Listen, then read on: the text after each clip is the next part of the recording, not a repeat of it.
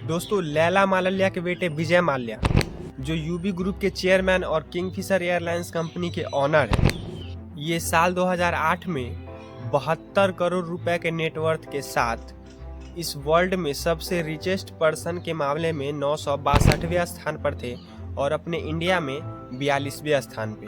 अच्छा, लेकिन विजय माल्या पे एसबीआई समेत कई भारतीय बैंकों से लगभग 9000 करोड़ रुपए के लोन डिफॉल्ट करने का आरोप है।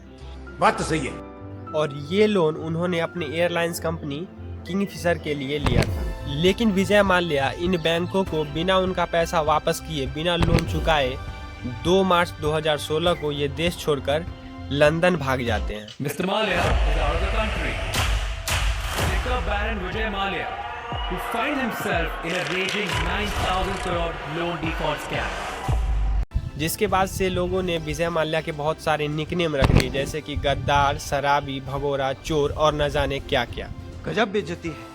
जो कि सही भी है, क्योंकि भाई साहब, जब आप अपने देश के साथ ही गद्दारी करोगे, अपने कंपनी में काम करने वाले एम्प्लॉयज की 7-7, 8-8 महीनों की सैलरी पे नहीं करोगे, बैंक से इतना बड़ा अमाउंट लोन पे लेके देश छोड़ के ही भाग जाओगे, तो कोई आपकी पूजा तो करेगा नहीं, उल्टा गालियां ही पड़ेगी, भगोड़ा और चोर ही कहलाओगे। अरे बाप रे, ये तो धोती खोल रहा है। लेकिन उस इंसिडेंट के बाद अब विजय माल्या वापस 9 साल बाद इंडिया आते हैं और लगभग 4.5 घंटे का पॉडकास्ट देते हैं और उसमें कहते हैं कि आई एम नॉट अ चोर। I am probably the only chore who's been called chore after repaying 2.5 times.